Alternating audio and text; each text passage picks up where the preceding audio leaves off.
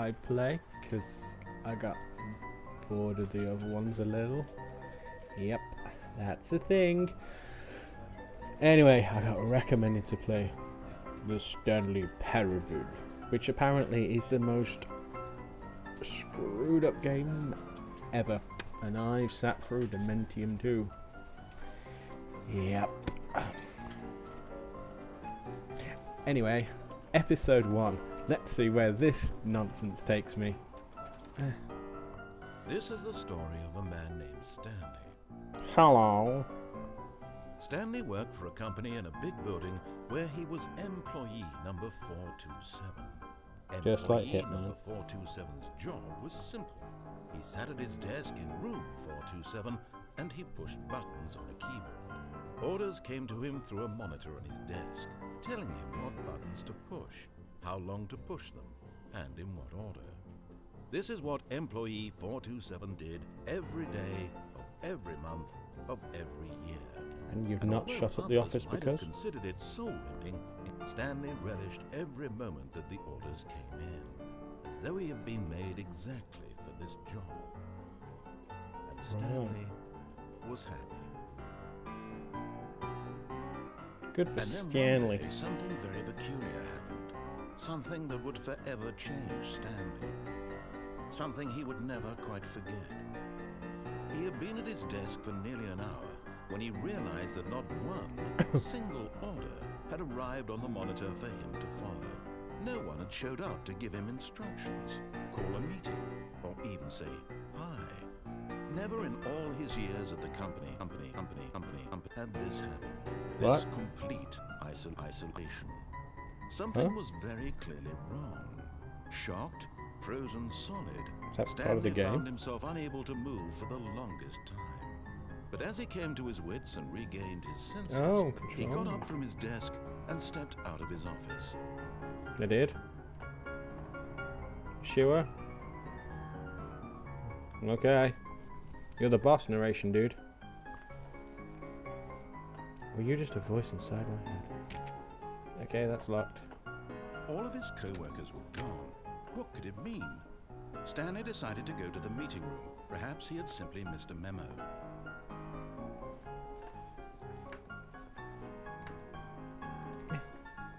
So, this No is matter how... how hard Stanley looked, he couldn't find a trace of his co-workers.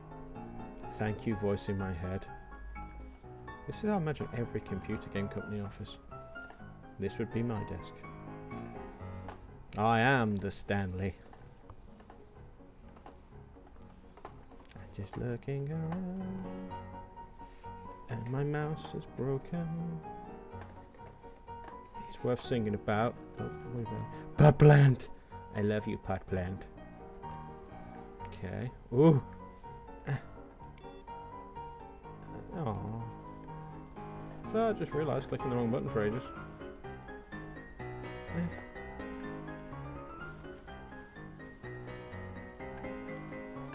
Okay, narrate, dude. What's going on?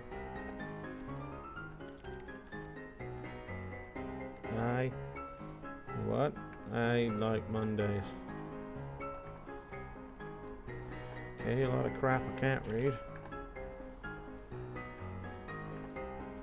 Ooh, memo. Nope. Stanley went around touching every little thing in the office, but it didn't make a single difference. It did. Nor did it advance the story in Well- any way. Well, I feel better, voice in my head. Pretty picture. Okay. Ooh. Floor paper. What? No, open. Wow, this place is just wonderful. I'm an office rebel. I'm switching all your computers off. I hope you remember the passwords. Let me in. Kinda reminds me of Portal 2. Portal 1, whichever one I actually played. I can't remember. I should play that more. You hate Mondays. What did Monday ever do to you? Okay.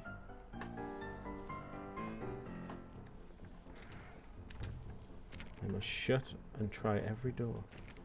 No. Okay. Something fun When happened. Stanley came to a set of 2 open doors, he entered the door on his left. I did. You know what? Screw you, I'm breaking the rules. This was not the correct way to the meeting room, and Stanley knew it perfectly well. Perhaps he wanted to stop by the employee lounge first, just to admire it. Yeah, exactly. Yeah, exactly. Exactly what I'm doing, Schizophrenia. Voice in my head. I really hope you guys can hear that too. Wow. Yes, truly a room worth admiring. It had really been worth the detour after all, just to spend a few moments here in this immaculate, beautifully constructed room. It is pretty Stanley awesome. simply stood here, drinking it all in.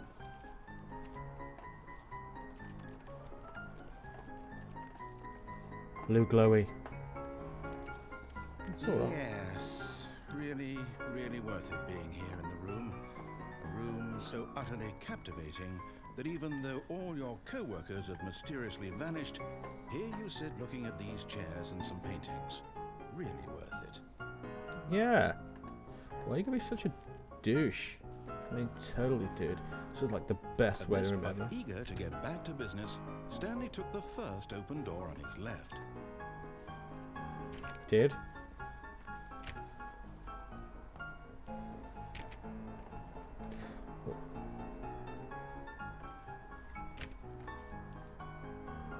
Stanley was so bad at following directions, it's incredible he wasn't fired years ago. Oh, I want to go that way. I'll have you know, I'm employee of the month, and no one can press keys on a keyboard like me. Okay. Oh, it's Mirror's Edge. I get this. I got you. Why can't I jump?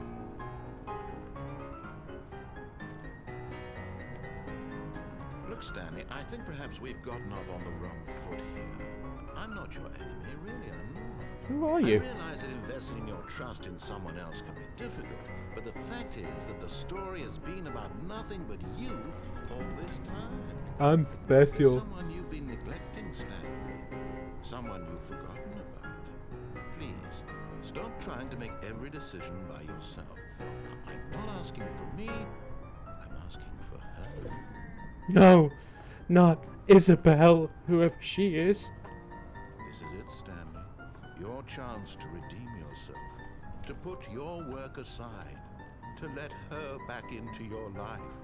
She's been waiting. Okay. Okay.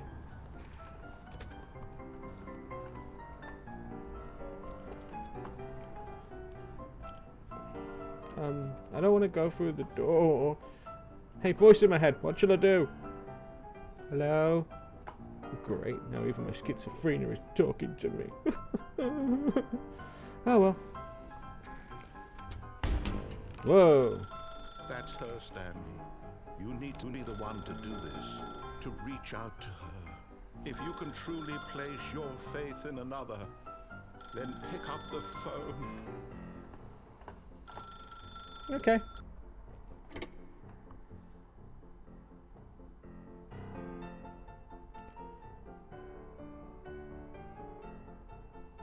Oh, Stanley, is that you?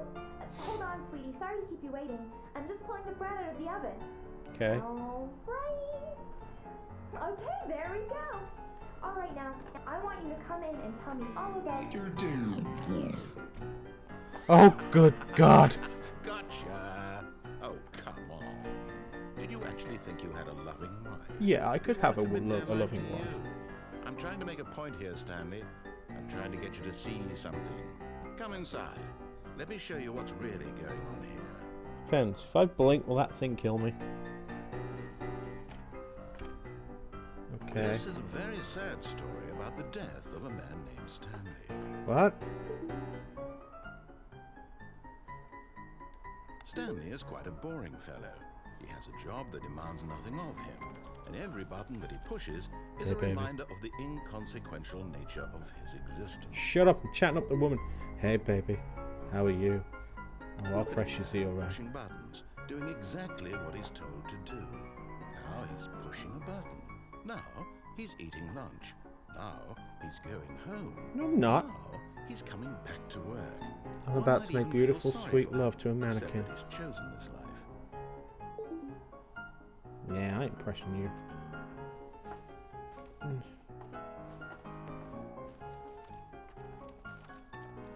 I'm not pressing you. Get screwed, 9. G, whatever you are, okay.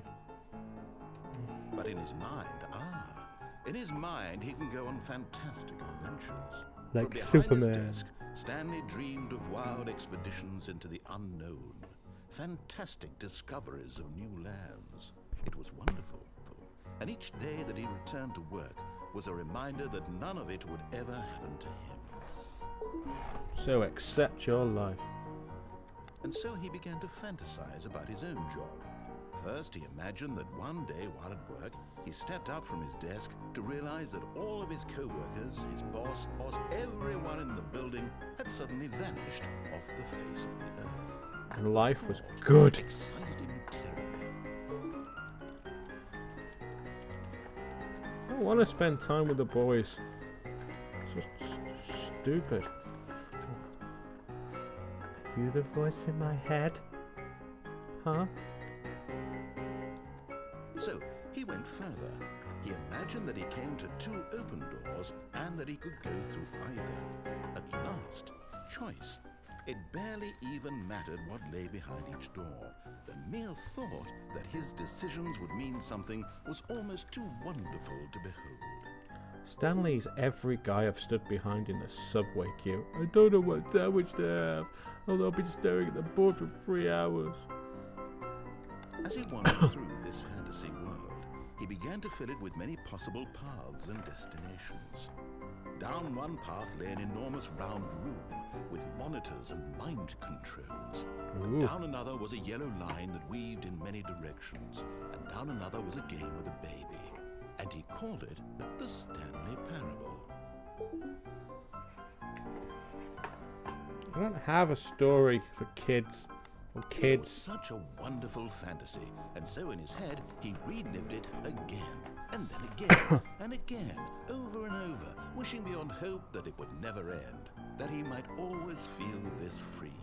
Surely there's an answer down some new path, mustn't there be? Perhaps if he played just one more time.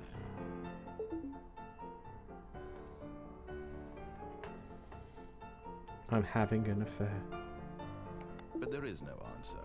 How could there possibly be? In reality, all he's doing is pushing the same buttons he always has. Nothing has changed. The longer he spends here, the more invested he gets, the more he forgets which life is the real one. And I'm trying to tell him this, that in this world he can never be anything but an observer, that as long as he remains here, he's slowly killing himself. But he won't listen to me. He won't stop. Here, watch this. Stanley, the next time the screen asks you to push a button, do not do it.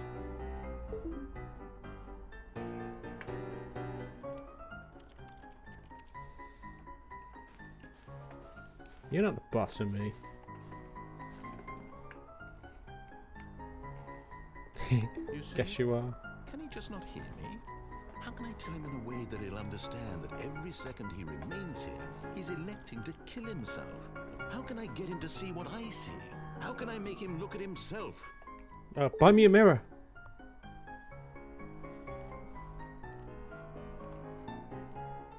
I suppose I can't, not in the way I want him to. But I don't make the rules. I simply play to my intended purpose, the same as Stanley. We're not so different, I suppose. I'll try once more to convey all this to him. I'm compelled to. I must. I'm a Perhaps- voice actor. Well, maybe this time you'll see. Maybe this time. And I tried again. And Stanley pushed a button. And I tried again. And Stanley pushed a button. And I What?